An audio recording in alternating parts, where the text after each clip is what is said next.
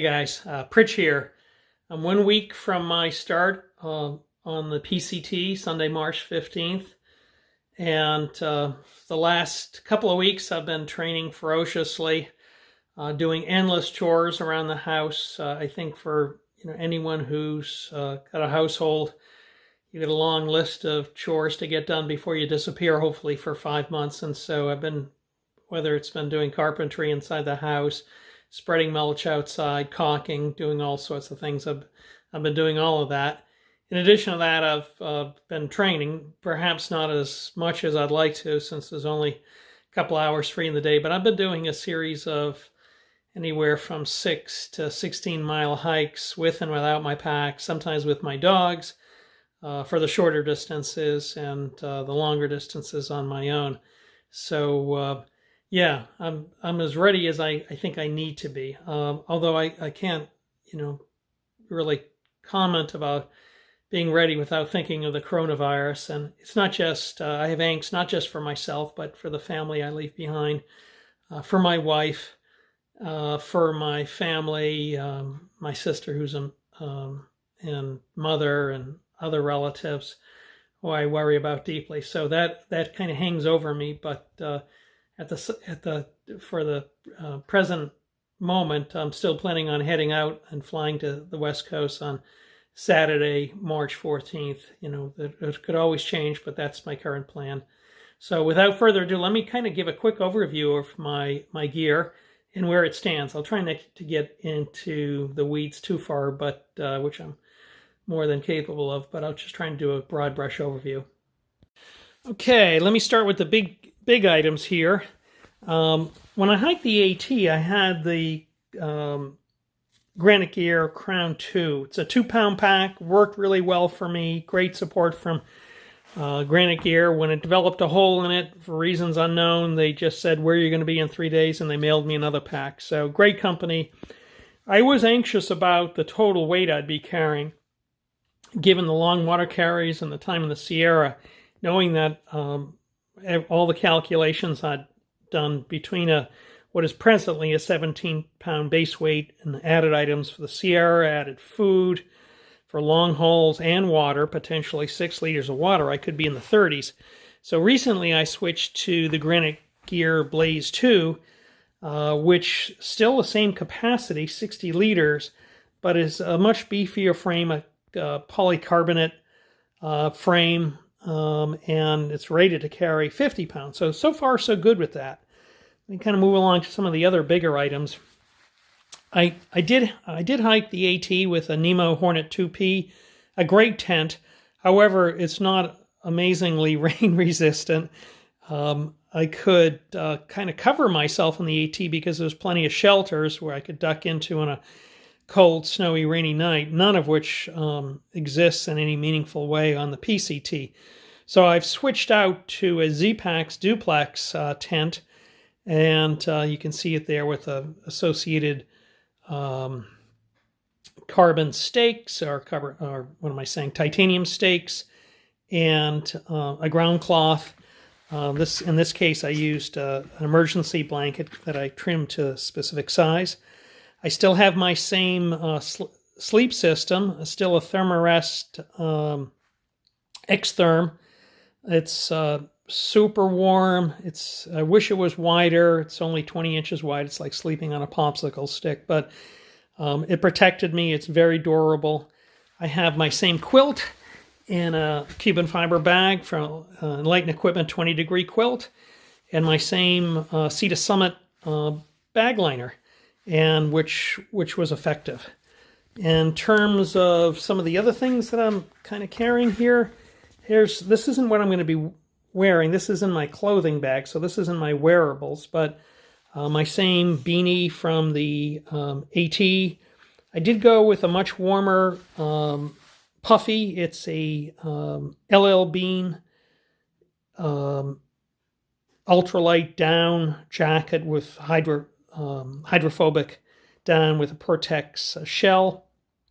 It's pretty heavy. It's 13 ounces, a lot more than the Mountain Hardwear Ghost Whisperer, but it has more than twice as much down. So given that I sleep cold and I have a 20-degree quilt, and and I'll probably be cold with that. I think that's going to make a difference.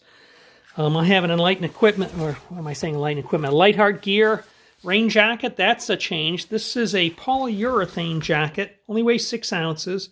Swapped out my Patagonia Torrent shell, which did not work well in rain on the AT.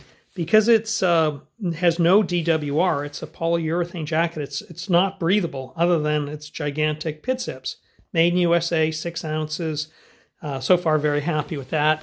OR Helium 2 rain pants.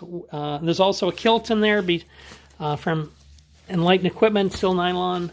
The pants I'll use when I'm doing my laundry, as well as to keep me warmer in my sleep system, and or when it's really rainy, but most of the time the kilt works fine. Sleep system, Cap Air, Patagonia Cap Air with some Houdini long underwear. Same socks and 5 Injinji liners that I use on the AT. Same underwear, same Enlighten Equipment Apex booties. This is different here. I swapped out my Z-Pax Virtus mitts, which weren't that waterproof for me. They wetted out so easily. This is Mount Laurel Designs.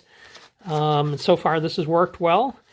And a Z-Pax Possum gloves. So this is a lighter setup than I had in the past, and so far it's been quite waterproof. I have waterproof socks. I may push them on to this to Kennedy Meadows. I use waterproof socks on the AT. Really like them, and can keep your feet dry on a really wet day with which I think is important for foot health. But I'm not sure if I'm going to need that in the desert, so I might send that ahead to Kennedy Meadows.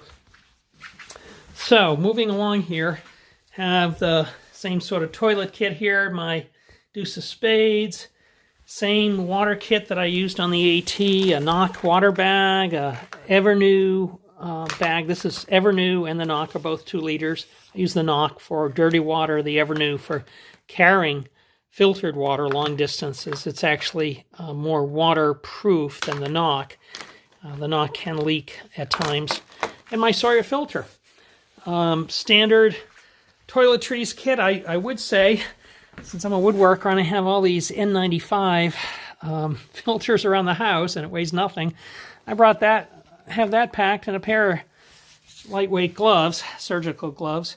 All the other standard stuff that I used on the AT, in fact, it's pretty much the same. On my pack, I'll have the Garmin InReach Mini, which I've never used up until a couple of weeks ago. I swapped out the Garmin Carabiner because it wasn't locking, and I read of a number of people that lost their InReach Mini on the trail when the gates came loose, perhaps the way they lowered their pack or something, and the InReach Mini fell to the ground and was lost forever. Standard sanitizer. If you get glasses, you really need one of these microfiber cloths. My cook kit is the same as before. It's comparatively heavy. Standard titanium pot, but I have a coffee cup. I love my coffee. That's an extra 4 ounces. Right now I have an empty olive oil jar. That is really helpful. I'm not a big supplements person, but the last couple of months I've been using this curcumin, and it's made a difference, made me feel more flexible and recover from workouts. So I'm going to take some of that. A bear bag kit, or hang kit, I should say. If it turns out I don't need this, I'll send it back. It came with the Z-Pax bear bag kit. So that's all the same. Now here's a change. I did have a 13,000, what is it? 13,000 milliamp hour, I guess it's called, battery, and this is a 20,000. I went with a bigger battery because of the Garmin Mini, or InReach Mini, which is so far proven to be a power hog. Between that and its corresponding phone app called EarthMate, I'm still fine-tuning that. If this proves unnecessary, I'll send it back in exchange for the smaller battery, which is considerably lighter.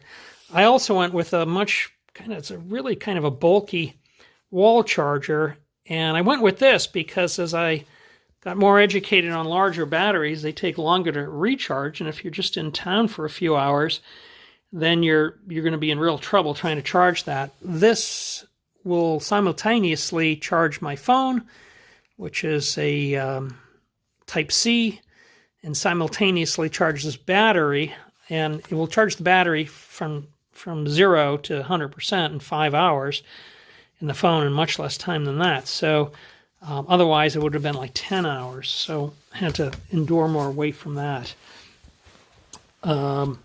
Same butt pad. I went with a rechargeable headlight, NU25. I'm liking that so far.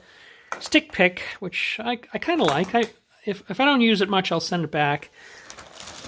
My Ziploc bag with my permits, and I wanted to have a paper backup, for maps, and versus Guthook alone, which I do have on my phone, which I'm using to film this. And the Nat Geo maps are about $130. And this Pacific Trail Pocket Atlas 3-volume set, I've only got the first one of 3 books. It only weighs like 3 or 4 ounces. That was about $50. So I went with that. Seems to be good. I don't really have a point of comparison. Small pad of paper and a pen. Same very lightweight knife I used on the AT. Really handy. Just a cheap plastic bag for some dirty laundry. And there's my toiletries kit. Oh, I've already covered that. So I already covered this. So let me come over here and show you what I'm wearing. And yeah, this is my Ultra Olympus shoes. I'm not a fan of the Lone Peaks. They always disintegrate on me. These are hyper cushioned.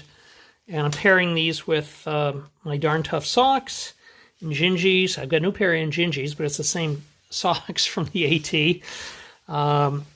Dirty Girl gaiters, sun gloves, which I've never used before, but it seems to be useful on the PCT because of the increased sun. Same gaiter as the AT, same underwear, same pants, same hat. I do have this Patagonia top, has a hood on it, protect me from the sun. Pairing this with the Patagonia Houdini jacket, which only weighs 3 ounces, using that as another layer in a windbreak. It's very lightly water resistant, not much more. In terms of hiking poles, I hike the AT with Black Diamond aluminum hiking poles, and those hiking poles have over 3,000 miles on them and been bulletproof. But I got a great deal, half off, on these Lecky folding poles. I'm not sure if they're as durable, but I'm going to give them a try. These are $250 poles, but I got for less than half price. So I said, well, what the heck? Why don't I try those? This is a pile of crap over here, but this is all my stuff that, not all of which will be shipped out, but it's being organized now. There's my BV 500 canister, bear canister. That'll be shipped to Kennedy Meadows. Some footprint backups if I want to switch to Tyvek or Polycro. I got those. I got some Catula crampons, which are great. And if there's a lot of snow or ice, I'll use those versus, if not, then I'll just use the Catula micro spikes. These weigh over a pound. These weigh 13 ounces. So if I can get away with the micro spikes, I'll do that. Some additional shoes that might be sent to me on trail. Now, I mentioned I don't like Lone Peaks because they fall apart. And look at these guys here. They fell apart and I glued them back together on both of their heels. But I'd prefer, in particular if I'm using crampons, to have a little bit more structure to the boot. And this is a mid, so this has worked well with the crampons. I should say, you can see Super Feet. I use them in all the Ultras. They work out well. Some camp shoes that I may or may not use. These are much lighter than the Crocs that I used on the AT. Some longer gaiters from Mount Laurel Designs. Really like a lot of their stuff. Bug net. I won't send that ahead till I get to Kennedy Meadows. And various extra supplies. So this is yeah, this is my kit. I'm a week away, and yeah, that's where I stand right now. Look forward to hitting the trail on Sunday, March 15th. Talk to you soon.